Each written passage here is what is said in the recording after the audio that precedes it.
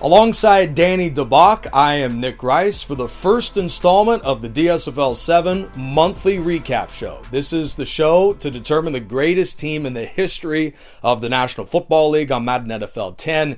It's an incredible series, and it's also a throwback series, Danny, to what we saw a couple of years ago on this channel. Yeah, what a ride it's been, Nick, especially here at the beginning from what we've seen through this first quarter of the year. A lot that we didn't really expect. Who would believe that the 1998 Falcons would have the best defense and the worst offense in the league? And the second best defense, the 07 Patriots, this season is nuts. But we still have a few things, Nick, that still remain the same. The 78 Steelers, they're looking strong as always. And still, nevertheless, the 72 Dolphins, they're rolling. We'll talk a little bit about them in just a little bit, I'm sure. But still, some things remain the same and some things a little bit different, Nick. Well, we only see two undefeated teams left. We're going to get to that. There's a crazy three-horse race in the NFC West. That's an absolutely insane division. We're doing contenders, pretenders. We're looking at all the teams in the league right here on the monthly recap show. But in spirit of what we saw with the season one, this kind of ties into our initial topic. The 76 Raiders won the entire thing in the DSFL 1, and that series did not include a lot of the new teams that we now see in this renovated series. Oakland, this go-around, against the tougher competition, is at an unusually slow start. They're 1-3 this year. We saw them knock out the Texans in a nail-biter in NFL Red Zone. What are your thoughts of a team that we expected to maybe have a better win-loss record to start the season? Well, it's important for any team, no matter what season that you're a part of. It's important to win your games in the division. And that's something the Raiders could not simply do. The first game against San Diego, a nail-biter to the end that wasn't decided until the final minutes. And then Kansas City, they just simply got mollywopped against the Chiefs. But then also the Denver game was a strange one. Ray Guy scored a touchdown during the game, and Kenny Stabler and the Raiders were going down the field for a chance to win the game. And the next thing you know, an interception at the very end of regulation pretty much pitted them with defeat, and Terrell Davis iced the game eventually for them. And then this Texans game. This is a team that in the 2011 Texans, the first Houston team to ever make the playoffs. Oakland should have won that game outright, but sure enough, it came to the very end, and it took the defense for Oakland to finally pull off the win. Would I say that the 76 Raiders are legitimate? This is a case where we have to look at their schedule and what we have coming up for this Oakland team. And Nick, I'm sure you got a few things about what the schedule looks like for Oakland coming up. Well, you said that we're going to figure out a lot about this team moving forward, if they're contenders or not. And if they lose to more than one of these next four opponents, I'd say they're absolutely pretenders, just as a little preview to our upcoming show. 2-2 Houston, of course, was the last game at the 2-2 Giants, home for the 1-2 Eagles, home for the 0-4 Jets. I'd say you got to win, preferably outright, if not a couple, to get back into the very tough AFC West, by the way. Yeah, it's one where you have a Denver team. We'll touch on them a little later on in this show. They have been, well, you can almost call them the cardiac Bronx with how they've been winning games and losing as well. And the Chiefs, we saw them dominate the league in 2019, winning the Super Bowl in Super Bowl 54. And they look strong for the early portion of the season. And they might have been one of my early contenders to say this team could really have a chance to win the championship. But then last week, going up against a strong Giants defense in 1986, they looked lost. The Giants simply had their way in Arrowhead. And the Giants are one of those teams, we don't know their identity about them yet. So for the AFC West, it's so early on in the season, just a quarter in, but still, it's nice to look ahead and see, okay, here might be our true contenders, and here are some of the teams that might not be making the cake, and even some undefeated teams that are still at stake too as well. Well, it's amazing to think that the 76 Raiders, that Willie Hall interception to win that game against Houston is the first pick they have this year. -4 turnover differential, as Stabler has been an interception machine. We've seen big mistakes throughout the year from the Raiders. Ironically, real quick as we wrap this up, Danny, the mistakes are including penalties. They're as good as ever in penalties, and that's not the story of how they were in 76. Well, yeah. Well, in that earlier edition, the Raiders were definitely good at staying away from the penalties. But in real life, the Raiders, if they were leading the league in penalties, something was wrong. They weren't doing what they were doing, which might have been at times dirty. You could say bending the rules a little bit, but if it worked, it worked. Just look at the Holy Roller play and how that worked and knocking the Chargers out of the playoffs that year. Thanks But for reminding me, by the way. yeah, Thanks. sorry, Charger dude 95. But still, nevertheless, the Raiders with penalties, you can't you got to have penalties that come in opportune times. And when you have long penalties, pass interference calls, and also some unnecessary roughness penalties, as we've seen, especially in the past real life season in this NFL, you're not going to win games. And you have to overcome your penalties and have a combination of aggressiveness as well as having penalties that will happen. That's part of the game when you play aggressive. So overall, the Raiders, it's not a lost season at all. 0-3 teams have made the playoffs after being down 0-3 to begin the year. In fact, in the inaugural edition of the Greatest Teams season, Nick, it was the 78 Steelers. They also had suffered from a low start, but they finished strong and 0-3, yep. a great season. Yeah, so I mean, the whole schedule's in front of them. They don't play a winning team for another month. So this is the opportunity for them to climb back in the AFC West, led by the Chiefs, Chargers, and even a pesky team in the Broncos we'll talk about later. It's amazing in this series that there are not only 0 overtime games, but only 2 teams that have lasted 4 weeks. That's it, with an undefeated record. And that is a team that had a bye this week, so they're not even a full 4 games in the 2015 Panthers and the 1972 Miami Dolphins. Danny, you were there for that game against division rival Buffalo. It was an insane game to recap an incredible 4-0 start to the year. So my question to you, Danny, contenders or not contenders? I won't go quite the full thing we'll talk about later, but how seriously should we take these 2 teams, and which team would you take over the other so far this year? Yeah, well, as we've known in previous editions of the Dream Season Football League, we saw the prowess of the 2015 Carolina Panthers. They ended up winning the Dream Bowl, the Dream Bowl 5 against the 2019 Kansas City Chiefs. So that in mind, this is a Carolina team. Even in real life, they were the beneficiaries of such an easy schedule. They had easy games all across the board. I haven't been sold on this Panthers team, especially so far this year. And when you look at some of the games that they've won ugly. The Philadelphia game, it was the running game. Sure enough, the running game did well to win a tight matchup against Carson Wentz and the Eagles. But then week 2, you're playing against the Falcons team. I get it. They somehow have the number 1 defense in the league, a 10-9 victory, barely winning. They were down 9-0 in that game, by the way. Yeah, so having that comeback against such a poor team, and then this Dallas game, which I was blessed enough to be on the call for. That too. Wild Monday night game, and I couldn't believe how Carolina, well, they have to clean up the turnover bug, especially with how they almost unraveled against Dallas. Isiak Holt had an incredible game for the Cowboys in that third quarter. For Carolina, this is a team, I'm not sold on them just yet, but to give it a little bit of time, I might get sold on them pretty quick if they can win these games against teams that they should be. But concerning the 72 Dolphins, as you mentioned, Nick, you got to love this team. They've won the games that mattered, especially at the beginning of the year.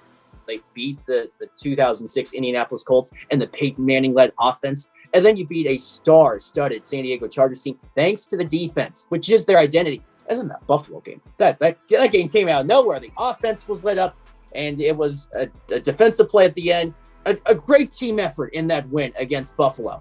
So, looking at what we have next on the schedule for the Dolphins, I wouldn't be surprised if they have a good chance to win a ton of games. Heck, I'm not even throwing it out yet. This team really well could go undefeated throughout the greatest team. Okay, Danny. You know what? I'm going to have to stop you right there, man. This is the greatest team season, okay?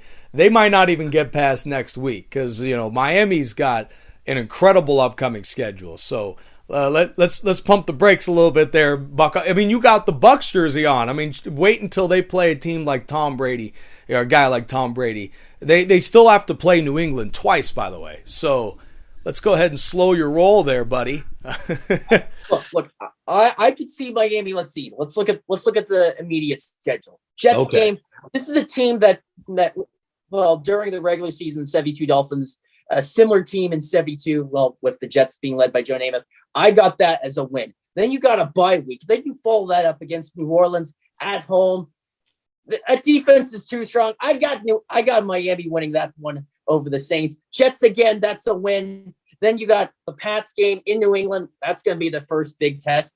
Nothing like having Brady 1 week and then Brady the following week by following Brady's 07 Pats against Brady's 20 Bucks. That's going to be a fun schedule wrinkle. And then you got the Panthers, who apparently are undefeated. So looking at the schedule coming up, I like Miami going for it. I'm sold on them after having watched them last week. I think that they not only will win against the Jets, but then come off their bye week and do very successful down the road. So I'm sold on the Dolphins specifically. Well, you heard it here. After their narrow win against 1-3 Buffalo, Danny's sold that undefeated Miami's going to go run the table. So we'll see. It should be an incredible battle to stay undefeated. Speaking of an incredible battle to win a particular conference, it is still on the table for one of these NFC West teams to win the conference, the NFC. Even though Carolina's 3-0, San Francisco, St. Louis, and Seattle are all 3-1. What an incredible start to the year, Danny, for those three teams. Well, it's that circle of life that you would highlight. And sometimes I like to do this. I don't know if our fans would also do this sometimes. I always like to look and see, okay, could the worst team beat the best team? And I would say, let's see, what the team that was the number 1 seed last year, the Texans. Could the Texans beat teams that beat other teams that beat the other teams that end up beating the Chiefs or somebody? So looking here, it's a circle of life, a little circle of life here in the NFC West. You have Seattle. They beat San Francisco on the road at Candlestick Park. And then the Niners ended up beating the Rams last week in a dominant performance all around, with the Rams scoring a couple of garbage time touchdowns. But then in week 1, the Rams beat Seattle. So it's that circle of life. Yeah. So with the NFC West for this season, you got Seattle, you got to like what you've seen. They've beaten some really good teams. They beat San Francisco. They beat the 85 Bears, and it wasn't even close. Yeah, how weird was that? And Jim McMahon looked stupid thanks to that great defense, and Seattle big win against Indianapolis too. And for the Rams as well, they've been winning some close games down the stretch, but they're winning the games that count as well. And then San Francisco, this is a team. They have weapons galore. Jerry Rice also near the top in receiving already in terms of this league already. Joe Montana having an excellent year. I would not be surprised if San Francisco goes deep. The main question I would have with this NFC West, will they fill up all the wild card spots? Because when you look at the conference, there hasn't really been an outlier team that you can really say that is one of those teams that will probably work its way into a wild card spot. Honestly, Nick, I would not be surprised if we see San Francisco, St. Louis, Seattle, 1 through 3 in the NFC West, all in the playoffs. I would not be surprised in one bit. Wow. So the 89 Niners, courtesy of tiebreakers, do have first place in the NFC West. They are the 3rd ranked scoring offense. They're the number 1 ranked total offense. Joe Montana's playing well. Jerry Rice is playing well. Shoot, Roger Craig, the Pro Bowl running back, is having an all-pro caliber season. San Francisco looks like a team, and Danny, since you are at least a minor fan of them, that appears to be legitimate for sure. If there's any team you could say, yeah, they are a lock to at least make the playoffs, I think San Fran is that team. Do you agree? Oh, yeah, 100%. You have weapons galore. You have, as you said, Roger Craig, 6th in the greatest team season in rushing already. If you have Roger Craig popping off for you, you're in a good spot. Yep. And this is a San Francisco team, and in dream seasons in the past, they have been very consistent. I am completely confident in this team. Are they going to win the division? I'm sure as heck the Rams and the Seahawks will give a great fighting chance. These teams are all so good. I just don't know. I wouldn't be surprised if any of these three ended up winning the division, to be honest. But San Francisco has got to be my favorite. They've in real life, they killed it with winning most of their games and losing a few close contests. I really don't see any problem with San Francisco all across the board. My firm belief, I think San Francisco with their offense is going to be enough, especially with their big win against the Vikings. They can win many different ways. So I got San Francisco. That's probably looking to be the sharpest out of all the NFC West teams. Incredible division. 89 Niners, 99 Rams, greatest show on turf, and the Legion of Boom 2013 Seahawks. That race and much more is coming up in week 5. We'll have more of the monthly recap show right after this. The DSFL has its own website, and it's better than ever, DreamSeasonFootballLeague.com. On this site, we have note of every single moment in this series. That's box scores, stats, records, highlights, and headlines all at one place. Relive the incredible stories from every single DSFL game. That's DreamSeasonFootballLeague.com. Link is in the description. All right, folks, welcome back to the DSFL Monthly Recap Show. We are 4 games into the regular season and already have incredible storylines. We'll get to those in just a moment. Of course, I'm Nick Rice alongside Danny DeBock. So the DSFL is the series that determine the greatest team of all time. And to bring that story to you, we have weekly highlights, Extra Point Show, which is new to this channel. We have weekly Game of the Weeks. We're going all the way through the year with Danny DeBock on the call for every great game of every week of the DSFL. We have every month, week 4, week 8, week 12, either week 16 or 17, NFL Red Zone. Every single touchdown from every single game. How cool. We have so much additional stuff on DreamSeasonFootballLeague.com. And on top of all of that, if that wasn't good enough for you, we have occasional DSFL radios where we give you the full game of some of the greatest football games of the DSFL season. We saw an absolutely incredible finish to Chicago-Pittsburgh back in week 2. And also we have a sensational game coming up. Me and Danny, week 7, from not America, from London, England.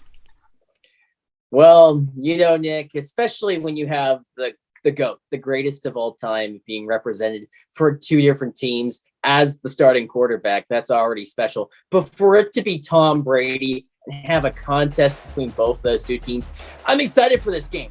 It's both Brady's. The Tampa Bay Brady has looked really good, especially after a slow start to the year for his Buccaneers.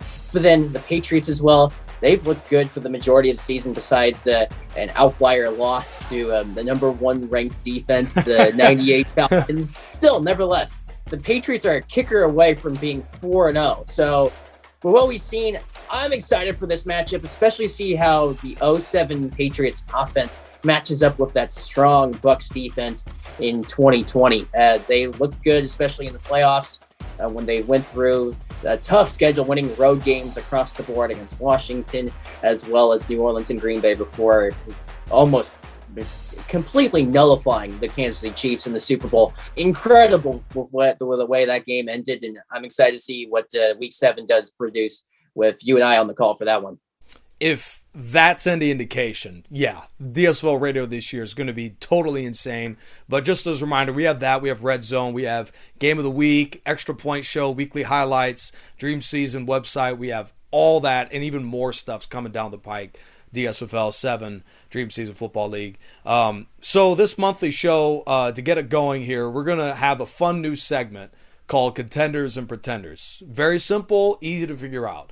Is this team a contender, a team that we can really legitimately expect to make some noise in the postseason, or is this a team that's going to implode and miss the playoffs altogether? So, Danny, fun little segment. We're going to begin with a few fun AFC teams, and we kick things off with Patrick Mahomes and the 2019 Chiefs. Are they contenders or pretenders?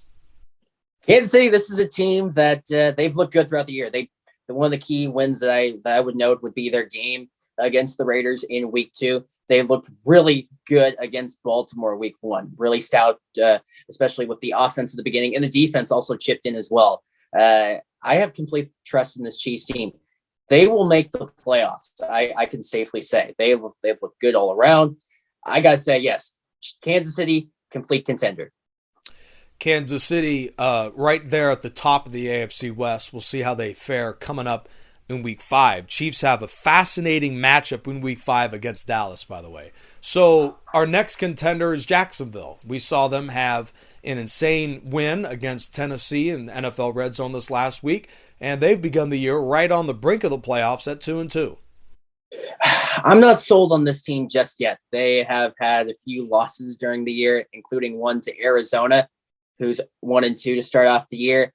I want to have optimism in this Jaguars team. And besides that, I know they're 3-1, but I'm not sold. I want to see Jacksonville win a big game, and they still haven't done that yet. So I'm going to say for now, pretender, but they still have 4 weeks to prove me wrong and maybe change my mind. So for now, I'll say Jacksonville. Yeah, they're a pretender.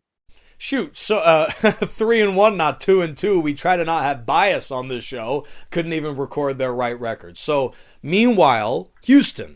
Let's double check. Yes, that's the 2-2 team. And it's amazing to me that we're even having a conversation about Houston. Are they a contender or are they a pretender? They started off the year 2-0. They beat a Jets team that's 0-4. And then afterwards, they had a surprising victory the following week. That coming up against Tennessee. So, but still, 2 straight losses.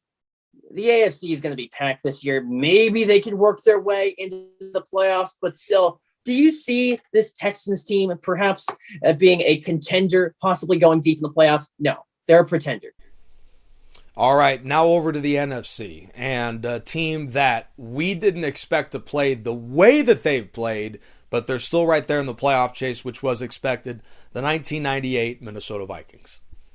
This team is great all around. 15-1 in the regular season. They've been looking solid throughout the year. 2 difficult losses throughout the course of the season. Losing to Green Bay, who was 0-3 going in. What a surprise that was. And then losing to San Francisco, who, in my vision, still a huge contender. I'm going to say contender. They will make a run for the playoffs, but will it be enough to earn a wild card spot? It'll be between them and the teams from the NFC West. They're a contender for, if they're in, they're going to make a run. Yeah, they'd have to knock out one of those NFC West teams. So that's fascinating. Led by the NFL leader for tackles, Ed McDaniel, their Pro Bowl linebacker. Anyways, our final 2 contenders, pretenders, both of which right there in the thick of things in the NFC. We'll start with the 09 Saints. New Orleans is a team, they have to win a lot more. Well, the schedule benefits them a lot, especially in some regards in terms of NFC opponents. The problem, however, will be going up against that AFC West. Sure, the Saints had wins over the Bills and Jets, who have a combined record of 1-7. How will they do against the 72 Dolphins and the 07 Pats? That's going to be the big question for the Saints team. Until then, even though they are 3-1, will it be enough to win the division? I will say yes. If I had to pick a team to win the division, I'm going with New Orleans over Carolina, even with the Panthers undefeated at this point. So I got the Saints winning the division. So yes, New Orleans, they're a contender. And lastly, the 17 Philadelphia Eagles. What are their contender-pretender status? This is a tough division to try and diagnose, especially with the 2 leaders in the division being 2-2. If I had to pick one team to win this division, I would say it'd be the 86 Giants. And for Philadelphia, with what we've seen so far this season, at the very least, Philly's been a team. They opened the year with a difficult loss against the Carolina Panthers. That was a game that came down to the bitter end. But then you follow that up, a game against the Saints, which was, a rather low-scoring affair. Then you follow that up by a game against Kansas City, and they got stomped on. So Philly, I know they've had a great year in sports. The Eagles with a great season, and then also with the Phillies and their pursuit, especially in terms of Major League Baseball and their World Series run. But still, nevertheless, the Eagles here in this greatest team season, they're a pretender. I'm sorry. Well, we'll have to see if the 2017 Eagles bench Carson Wentz for Nick Foles late in the year and pull a Philly special with Doug Peterson. Maybe that's how they become a contender in your book. We'll have to wait and see. Speaking of wild teams in this league this year, back-to-back weeks to begin the season, they had the best game of the whole week. Week 1 in their incredible game to kick things off Cleveland, and then in week 2 in the dramatic collapse against Denver at Mile High Stadium. They come in 2-2 in one of the wildest starts of a season I've ever seen. What are your thoughts, Danny, of Cincinnati, the 1988 Bengals?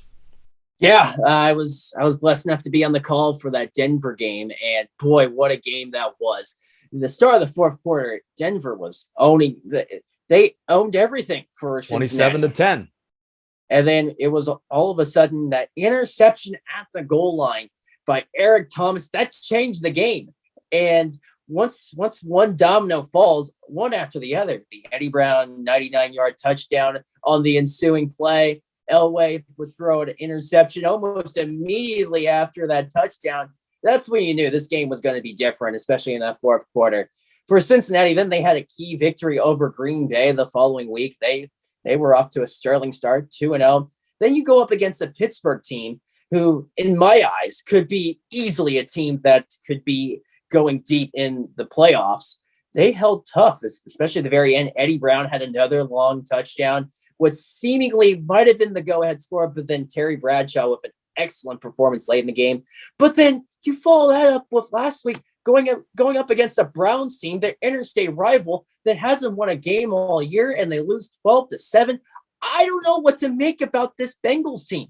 They've won some incredible games, 2 games against past Super Bowl champions, but then you follow that up by losing to a Browns team that didn't even make it past the AFC Championship that year, even though many odds makers would say they should have gone if Ernest Biner knew how to have that ball control. Maybe he had a little bit higher of a rating than he had. But still, nevertheless, for Cincinnati, you got to like their offense. Eddie Brown is third in the greatest team season with an average per catch of 29 yards. That's insane for any stat. So for Cincinnati, this is a team, I wonder how long this success can be maintained. That's what I would wonder, especially going up against the Ravens and perhaps the Steelers down the road as well. So for Cincinnati, they're a fun team to watch. I'm excited to see the road and the trip that they're on, especially throughout this season.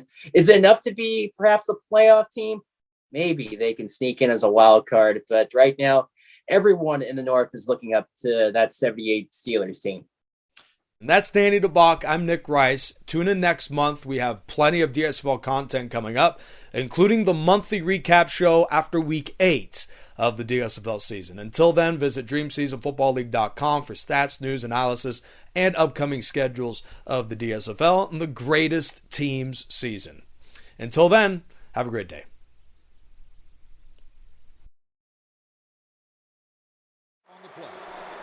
Third and 5. Bills need a touchdown, but first they need a first down from the 35 of Miami.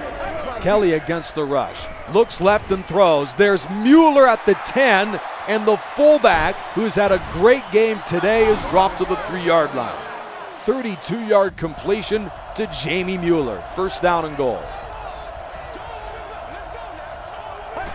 Kelly's back to pass and fires into the end zone. He's intercepted by Mike Colon, and the game is over.